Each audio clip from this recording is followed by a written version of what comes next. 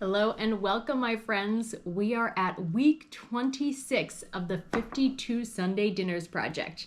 If this is your first time watching, hi, my name is Ashley. I'm a registered dietitian with a love for everything vintage and food, which is what brought me to this project, where we are taking this cookbook here, the 52 Sunday Dinners Cookbook from Women's World magazine in 1924, so 100 years ago.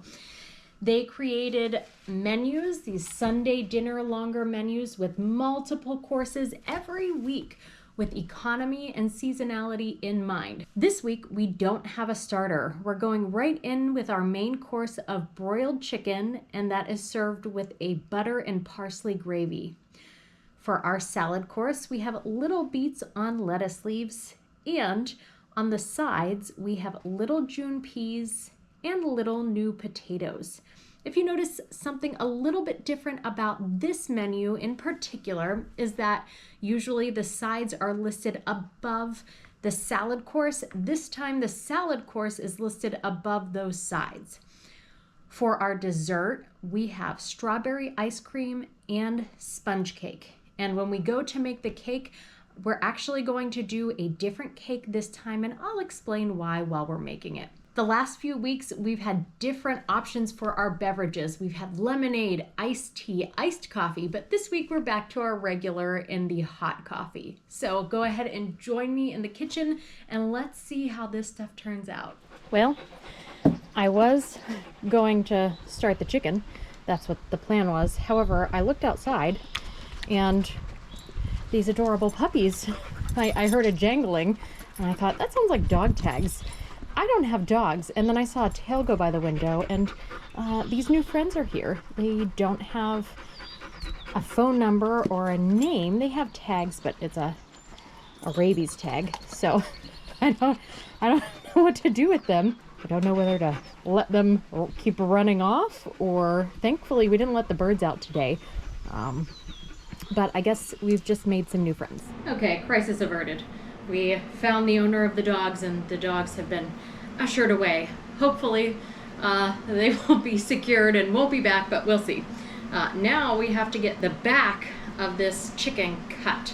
So I'm going to try it with these Cutco scissors. Hopefully they're strong, but the neck is still kind of attached in here, sort of. We might have to cut that out also. We'll see. Yeah, actually that's cutting pretty well. Let's get you a close-up view. We have to do little by little. Maybe this would be easier with a knife, I'm not sure, but we're going in with the scissors.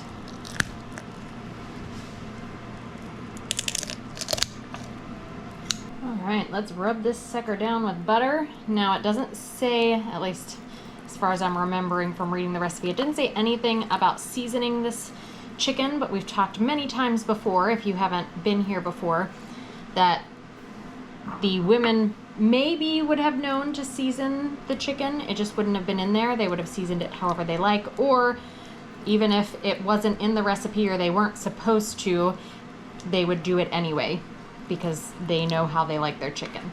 Similar to when we read recipes now, or at least when I do, we don't fully follow them. We mostly use them as a guide and then alter to our preferences. So if it said to put some sort of a spice or herb or something in your chicken that you didn't like, you probably just wouldn't put it in there. Also, this chicken, we dried this chicken earlier, apparently not well enough.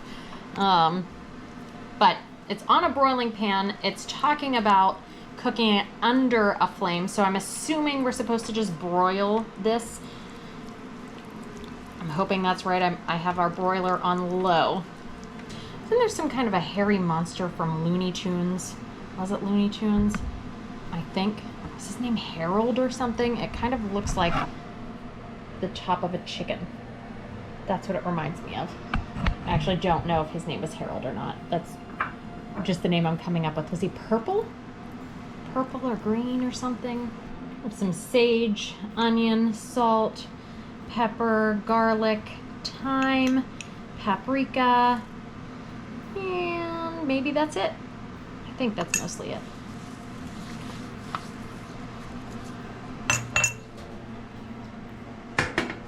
This is too tall, this cover, to fit in here, I believe. Let's see.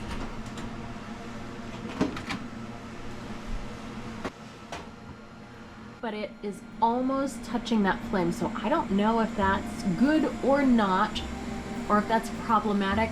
We'll, I guess, roast it on this side for 10 minutes and then move it over here for 10 minutes, and hopefully that's okay. I don't know. It smells a little burny. Let's see what it looks like under there. We're ready for our first basting. Ooh, that sucker is burned. That's not looking great. Holy crap. Okay, so it was probably way too close to the fire, I assume. Wow, look at all that fat there. But, we're not gonna have to uncover it for it to brown.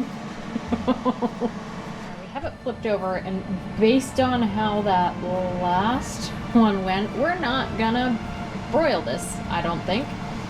I'm going to put it in the oven regularly at maybe at 400 for the next 15 minutes, and then the other side doesn't need any browning, so we'll uncover it until this area has browned a little bit. But oh boy, we'll see how it tastes. Let's see now. I guess we're good enough to put this into the oven again to let it brown. There is a lot of liquid pooling around in here, so hopefully this chicken will be nice and juicy. There is the final product, I suppose, and we have a hot plate that I've been warming in the oven. Let's get this chicken on this hot plate. It is juicy, it's dripping everywhere. Oh boy.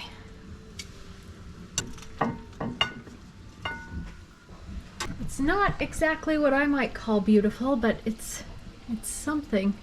All right. Also, just to be safe, I don't know if they would have done this back then. I just checked it, the temperature of it, and it is not at the appropriate poultry temperature. It's only like 120 degrees. So I'm going to override the instructions to avoid salmonella poisoning and put this back in the oven for a minute or so. Okay, much better. It doesn't look much better, but the temperature is much safer. Let's get everything tried out. I'm excited to see strawberry ice cream on the menu this week. I have a feeling it's going to be so good. The strawberry whipped cream, I don't remember what we called it before, but it was pretty similar, I think, to this. You know, a little bit different, but it was delicious on its own. It mostly tasted like just strawberry whipped cream, so I'm very interested to see how this will turn out.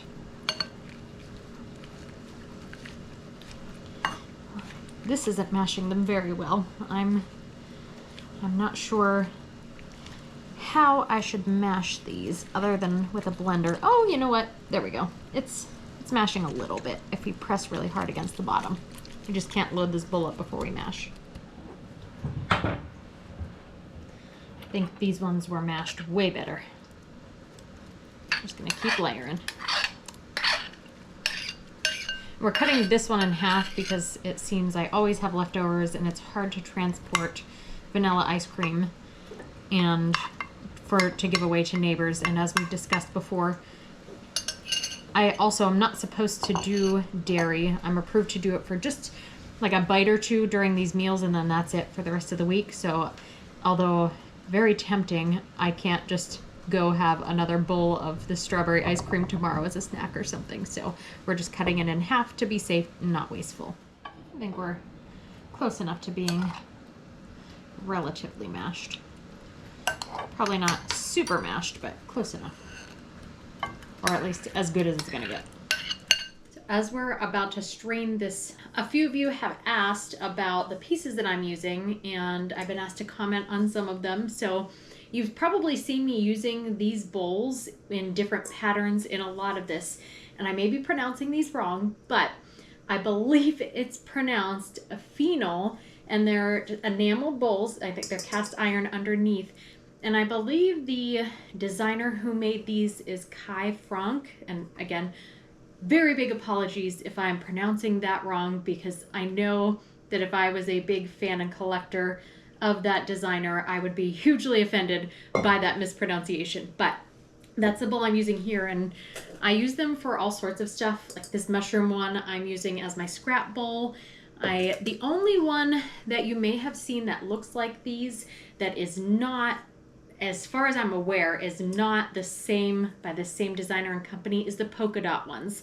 I have a red and blue, actually a couple of the blue polka dot ones that are this, just about this same size and shape, and then I have the longer rectangle ones, but that's what I'm using here.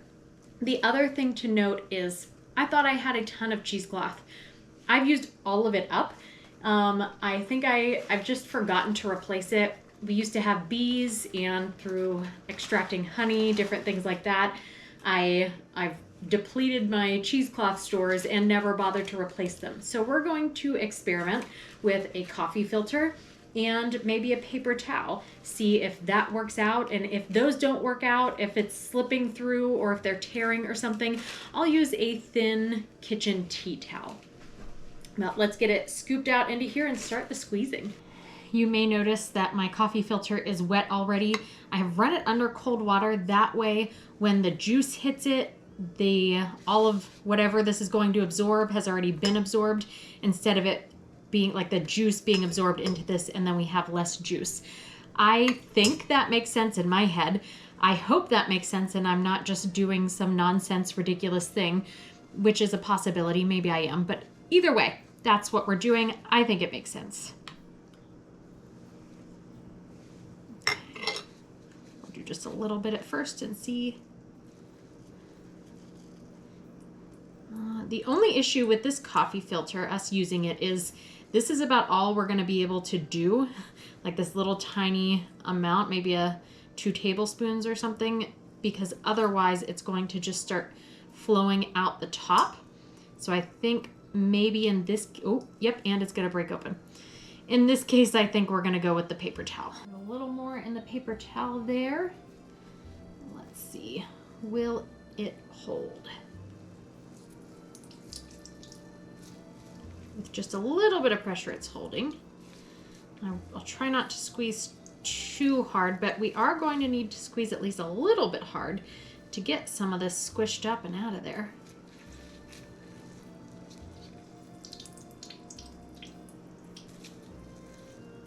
Nope. All right, tea towel it is. I have just a white cotton tea towel here, and we'll call it natural dyeing. Maybe now instead of a white tea towel, I'll have a pink one, and I will love it.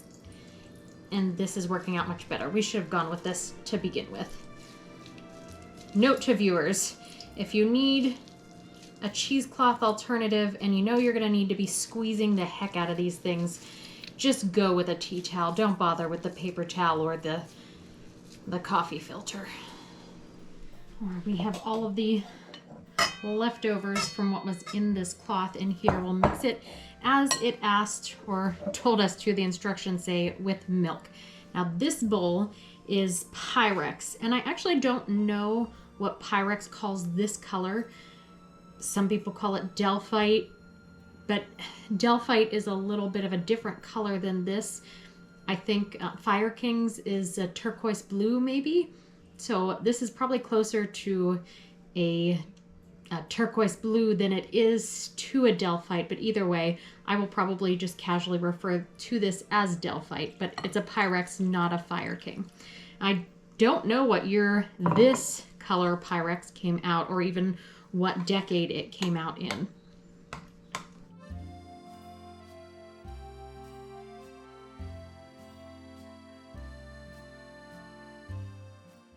All right, I ran this through an immersion blender, or I ran an immersion blender through this.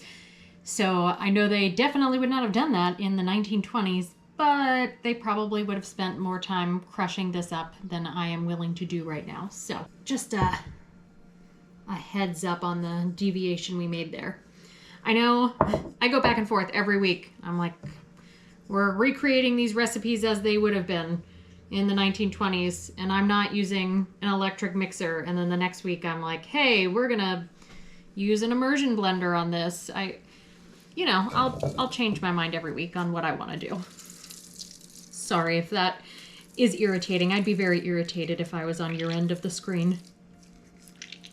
Here's all that was left over after all of that. Not much. It's a little more than seeds, a little flesh in there, but for the most part, it's mostly just the seeds. And I did save this and not rinse it yet because these colors are just so beautiful together.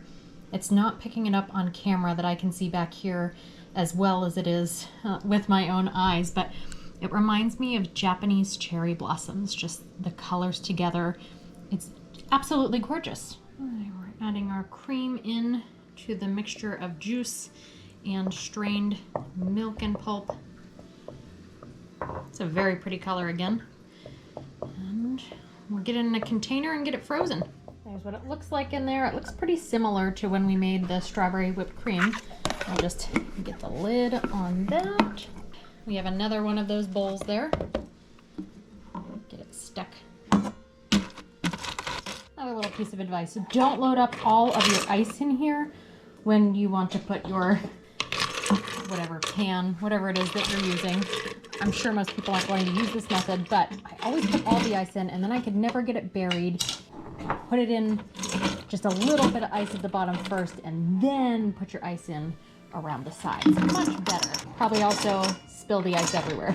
The butter and sugar has been creamed here. We have our sifted flour. This is a great value. I think the Walmart brand gluten-free all-purpose flour with the baking powder sifted 3 times and measured. And then we have our eggs and milk beaten there. We're just going to start combining them. We'll combine a little of the flour and then a little of the milk and egg mixture at a time.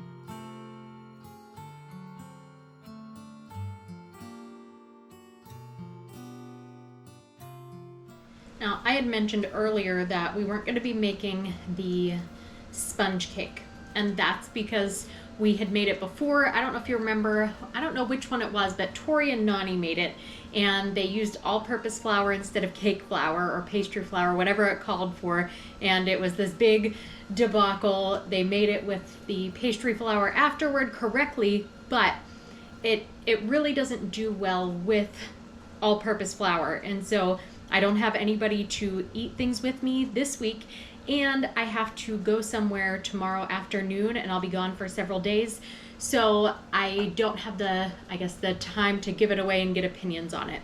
So we're going to be making a different cake, and one that is in the cookbook, but I don't know if we have actually made it before or if it's even in any of these recipes. I believe it's called just a quick cake, and I'll go ahead and make sure that the recipe is in here as we go along. But if you want to see that, whichever one it is, the sponge cake that was supposed to be for this, I'll go ahead and link that video up here if I can find it, and you can go ahead and watch it there.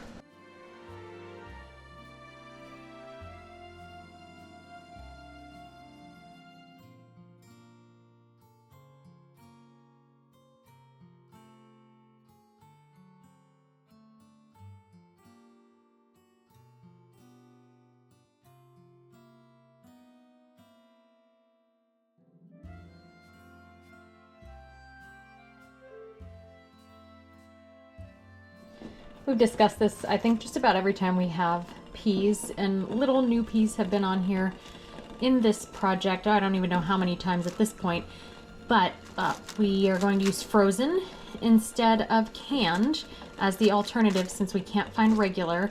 In here right now, we have our butter, our sugar, our salt, our pepper, and our water. I'm just going to add the frozen peas. We certainly aren't going to go the full 20 minutes because they are already frozen at this point. Maybe they need 10 or 15. We'll see. Now, for these beets, again, I found beets, and I picked the smallest ones I could. I'll show you here. But they certainly are not smaller than walnuts. They're maybe the size of a, I don't know, a very large black walnut. When it's still inside of its shell, like the biggest one you've ever seen, these are not that small. So we could either use these, or the other option that we could do is use canned, because I think I've told you many times before. In fact, I might have even taken you on a tour in some of these discount grocery stores that I go to. I found some whole beets, and it looks like the label was shredded, so I got these suckers for 55 cents, and they are whole beets, which means they are probably like this big to fit inside of here. So I think these are more representative. They have already been peeled. They've already been pressure cooked inside of here. So really the only thing we need to do is drain them and chill them so that they're similar to how they would have been served if we would have cooked them ourselves. Yes, I think even though I would have liked to do fresh beets, I think these canned beets are probably much more representative of what they would have meant. And I just shook up a little vinaigrette here because I do like beets with a vinaigrette, and that's what we'll serve it with. I forgot about the gravy that was made of butter, lemon juice, and parsley, salt, and pepper. We're just gonna pour that right over the top there. It does not help the way it looks, but it might be a tasty accompaniment to it. All right, let's get this eaten up. Now, we've had the peas before, we've had the potatoes before, actually probably multiple times. We just had these potatoes maybe 2 dinners ago, I think. And to be honest, I have filmed most of these dinners. Actually, it hasn't been, I did one this week, one next week, one the following week. I have kind of been scrambling to get them done since I said a couple weeks ago, we now have an editor. So when you see this, it will have been recorded several weeks ago, and I did, I think, 3 of these dinners in 1 week. So just full disclosure, I made these potatoes a couple days ago for a different dinner. That's why you don't see me cooking them in this one. So if you want to see them made, if you didn't see the one a couple weeks ago, I'll go ahead and link that up here now for you to watch. But they were good a couple weeks ago. They're good this time. The last time I believe I mentioned that I like the skins on because I like the snap of that skin when I'm biting into it. And even though it's been in the fridge for a few days and been marinating within itself, it hasn't lost that snap there. So it's pretty good. Now let's try our peas, which I know I'm going to like, but had to give them a fair chance just in case. They were different this time, but they taste just the same as they did before. I don't know, I think we've talked about this before also, because maybe the way they would have been grown before, these peas might not really need that sugar. They definitely don't need the sugar, but vegetables today might be a little bit sweeter than they were 100 years ago. So that's why we see when they're making corn on the cob, adding sugar to the water for the corn on the cob to sweeten some of those vegetables up where they really didn't need it. Now, our chicken, though not beautiful, when I cut into it, it is very juicy, still very moist. The only thing I think I should have done differently, other than, I guess, not putting it in the broiler at first because that destroyed it, but the skin really was not very crisp. And I think I should have flipped it back over to the breast side so that the breast side was up to get that skin a little bit more crispy, because as of right now, it's even the part that burned is a little bit soft, a little soggy. And I didn't think about it because I assumed after burning we shouldn't do that, but with it on its bottom like that and all the basting, all the juices ran down into it, it really kind of made it a bit soggy, but let's see how it tastes. Now, I know a lot of people don't eat the skin, which in my opinion, if you need to watch the amount of fat that you're taking in, something like that, that's fine. But if you don't, the fat, I think, adds the flavor to it. That's the best part, flavor-wise, of your chicken. It smells so good. All those different herbs and the butter and the chicken. My entire house, we have a small house, but my whole house, I was upstairs earlier packing some things for a trip I'm taking, and oh my house smells divine at the moment. Oh, that's delicious. What this chicken lacks in beauty, it makes up for in flavor. That bite right there with that little piece of skin was phenomenal. The meat is juicy, very moist, has a great chew to it. The skin, although not a crunchy, crispy, cracked into skin, is still just delicious. It was kind of that skin, it just melted with all those herbs and flavors. This is really, really good. Now for our salad course, we have our little beets, and I love beets. I think they're my favorite vegetable, and I know I say that all the time, but they really, really are my favorite vegetable, I think. This smells really good, and I know I'm going to love it. That vinaigrette that I made up goes perfectly on this. I don't really have a recipe I use for vinaigrette when I make it. I just put some oil, double the vinegar probably about than what the oil that I used, a bunch of herbs. I don't even know which herbs I pick. I just open up my spice cabinet, throw in whatever feels good, a little garlic. Sometimes I chop up some onion in here, salt, pepper, and shake it up and throw it on top. I like the red and green here. I know more of a Christmas kind of juxtaposition there, but I like the colors of this together. There's several different colors of things. This is kind of a colorful menu. We have this, we have the green peas, we have the strawberry ice cream to go along with the cake. I think it's just a nice, if the chicken would have turned out beautifully and it would have had that gravy that they were calling it with the parsley on top and had that green on top of that, I think really this whole menu would have been very nice and colorful and pretty.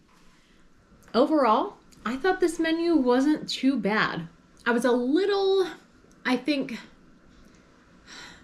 what's the word? Not disappointed, but the vegetables were all very starchy vegetables. And I think I was kind of maybe hoping for or looking for something that was just a little bit less. So maybe instead of the peas, since we had the beets, maybe instead of the peas, having broccoli or green beans or cauliflower or something. But everything was really good and I thought balanced together very well. Something that I was surprised about was we've seen kind of a shift into things being served more cold as the weather is heating up. With this one, other than the ice cream, everything that was served was warm. Again, not a problem, not bad, just a little bit of something that I noticed and was kind of surprising to me. Now, nutrition-wise, as I mentioned before, I think I would have liked also on the nutrition end, one of the vegetables to be a little bit less starchy. We did have the lettuce leaves, which I don't know if they ate them in 1924, if those were just kind of a decoration. But other than that, I guess I'm starting with the negative there, but to go on the more positive end, the main dish with that broiled chicken, again, poultry, an excellent, mostly lean source of protein. That was fantastic. And then our ice cream did have strawberries in it. So we're looking at some vitamin C, some calcium, some good benefits there with that dessert. I think I might give it maybe a medium grade for nutrition. The cost, this one, again, some of our meals recently have been a little less expensive than some other ones. With this, for 6 people, we're looking at around maybe $40 to $50. All right, our cake doesn't look too bad, at least from the outside. Let's cut into it and see what it looks like inside. You already know I like a middle piece, so even though it is probably incredibly rude, like a giant faux pas, it's my house. I'm going to take the middle piece. What do we think? That doesn't look too bad. Now for dessert. We saw the cake already. The ice cream, the texture of it, I had it after we kept it in the ice. I put it in my freezer and it's an upright deep freeze, I guess. I've had it sitting out for like an hour at this point and it is still pretty solid and icy. That doesn't mean it's not going to be delicious. It just was very hard to dig out of there. But let's try these two together. Obviously, these weren't supposed to pair together. This was supposed to be a sponge cake, but as we discussed before, the sponge cake, I can't eat it with that pastry flour in it. So we decided to go with this quick or easy or whatever this cake was called. Let's try the cake first. It smells good. I can smell the vanilla in there. It tastes good. It's sweet. The texture is nice. It's a little plain, which is fine. Especially, I don't think you'd want something, again, not supposed to pair together, but I don't think you would want something that had a really bold, strong flavor unless it was something that absolutely complemented this strawberry. Because the strawberry flavor in there, I assume, is what you want to shine. Now let's try this separate. It smells like strawberries. It smells really good. Now, let me do that a little closer to the camera and see if you can hear that. You can hear, I don't know if it's picking it up on the camera there, but you can hear it crunching going through. You don't hear creaming. But, I mean, we didn't really churn this. I stirred it a little bit, shook it up a little bit before we froze it, but there really wasn't much to do to break up those ice crystals through that process. I realized I wanted to taste that separately on its own before I tasted them together, and then I scooped up some cake on that bite. I will say, the two of them together, it's definitely icy. I'm crunching through the ice cream, which isn't bad, but once it starts melting, it melts into that cake. It's really nice together. So I would suggest, if you're looking for something a little easier than that sponge cake, this would pair really, really well, or it does pair very well together. Let's try it on its own. It's a very interesting texture and mouthfeel because with that ice that you're crunching through and those big ice crystals, you kind of expect it to be more just the fruit, and melting into like a watery, juicy kind of texture, and it doesn't. There's the fat in there from that cream and the milk, and it melts into a fat and it coats that. There's like a nice mouthfeel that coats your mouth with that fat. So it's very different, I think, than what you expect. The combination of those textures is just not what I would expect, but it's very pleasant. Might be why, as it starts melting, it pairs so well with this cake. If you like what you saw today, please consider liking and subscribing to the channel so that you never miss another Sunday dinner. And if you'd like to continue the conversation, go ahead and join the Facebook group, which I'll link in the description down below. If you'd like to join us next week, we will be making, I think, a jellied chicken broth and stuffed eggplant with a cheese sauce. See you then.